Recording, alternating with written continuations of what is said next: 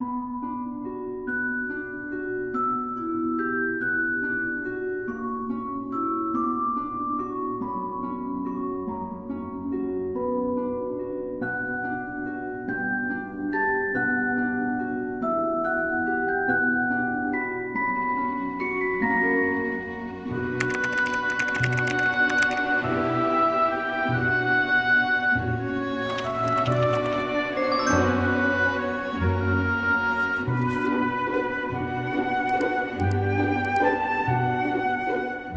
everyone, welcome back to my channel. If you're new here, welcome. My name is Kiana and I do a lot of sewing and fashion videos, and today I have a sewing tutorial and pattern for this cascading sleeve shrug. This shrug comes with two sleeve options. The first is a cascading sleeve option such as this. The second is with a sleeve that ends at the wrist. But this is the tutorial, so I'm gonna have the sewing pattern as the first link down below. But if you wanna see the vlog version of how I created this shrug, I will link those shorts down below as well. And as always, I love to reward my subscribers who have their notification bells turned on. So you can use the code SHRUG to get 30% off this pattern until tomorrow at midnight Eastern time. I would rank this more of an intermediate level pattern, but all of the pattern information, including the supplies and materials needed for this project, will be in the listing description of that pattern, so in the first link down below. So without further ado, let's just get into the tutorial. All right, we're gonna start by sewing the back bodice darts on both the shell and the lining. So I pin the darts right sides together and sew along that line, and instead of back stitching at the end, I prefer to leave my thread tails long and add a double knot at the end to reduce the bulk.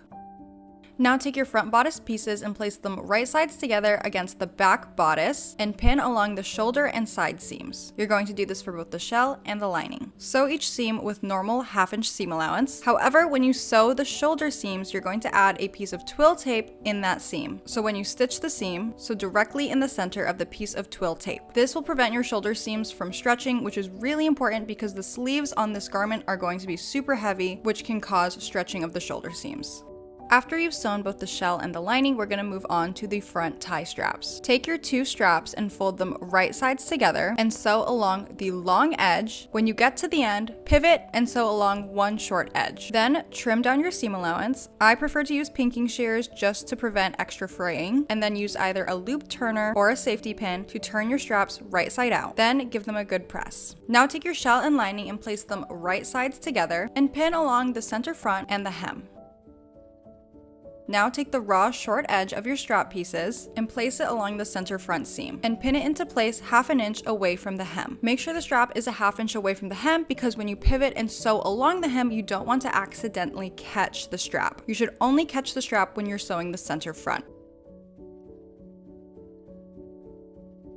So starting from the top center front, sew down around the hem and then back up the center front to complete your seam. Then serge the seam to prevent additional fraying and clip into your inside curves and notch into your outside curves to reduce the bulk.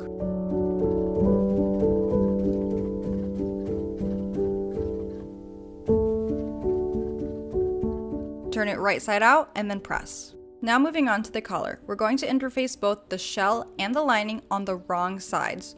Normally, you could just interface the lining. However, because the sleeves on this garment are super heavy, we need to have as much support as possible. Fold up the bottom of the lining collar piece 1/2 inch and press. Place your shell and lining collar pieces right sides together and pin and sew with 1/2 inch seam allowance along the side, top, and other side. Then trim down your seam allowance to be about 1/4 inch, notch into the outside curves to reduce the bulk, and then flip it right side out and press.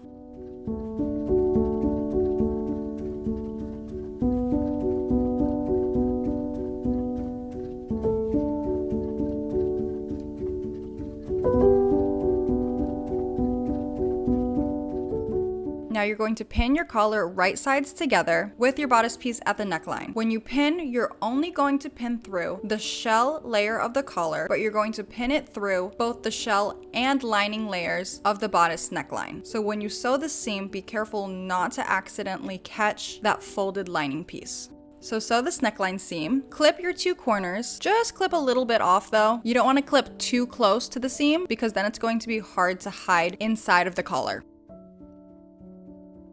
Now press your seam allowance up towards the inside of the collar and then pin the lining piece down so that the bottom edge of the lining perfectly meets that neckline seam. You're gonna sew 1/8 of an inch away from the neckline seam, and doing so will connect the lining to the rest of the bodice while also top stitching the right side of the neckline. Now moving on to the sleeve, take your upper sleeve piece, fold it right sides together, and sew, serge, and press along the inseam. Now we're going to sew 2 rows of basting stitches within the seam allowance of the sleeve cap between the 2 notches. Leave the thread tails long. Do not backstitch at the beginning or end of your stitches. That way you can grab onto the bobbin threads and gently pull on those threads to begin gathering your sleeve. Now we're not creating full sleeve gathers. We're just going to gently ease the sleeve into the arm's eye. So to do that, we just create small, gentle gathers. Then make sure your sleeve is turned right side out and your bodice turned inside out so that you can insert the sleeve into the arm's eye with the 2 pieces touching right sides together. Then match up all of the notches and the inseam, pin, and continue pulling on your basting stitches until your sleeve cap measures to be the arm's eye measurement. Then tie off the ends of your thread so that the gathering stitches do not move around. Make sure the gathers are even, and then sew and serge the seam. If you've done it correctly, then you should not see any gathers on the right side of the fabric. Now we're going to sew the lower sleeve to the upper sleeve. So just place the upper sleeve hem into the circle of the lower sleeve, right sides together, and pin. Match up the notch of the lower sleeve with the inseam of the upper sleeve. And a quick tip, you probably will have to make a few clips into the seam allowance of the lower sleeve just because it is a circle, and adding seam allowance makes the raw edge of the lower sleeve smaller. So making little snips into the seam allowance will help that open up and be easier to sew the seam. So just sew, serge, and press the seam. Then we're going to sew a hook and eye closure onto the inside of the bodice right below the collar. And lastly, we're going to hem the sleeves with a rolled hem. So to create a rolled hem, press up your seam allowance 1 inch, sew 1/8 of an inch away from the edge, trim down that seam allowance as close as you can get it to the stitch line, fold and press the hem up 1 more time, and then finally top stitch to finish your rolled hem. And then you're done.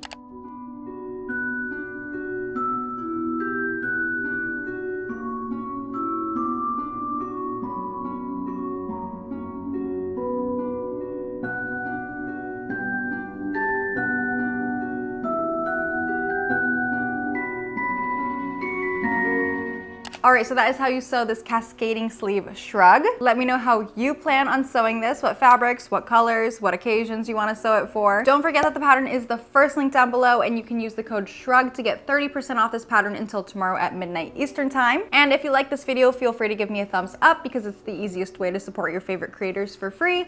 Also feel free to follow me on Instagram and TikTok. My handle is Kiana Bonollo. Subscribe, turn on the notification bell so you don't miss out on pattern discounts in the future, and I'll see you next time. Bye!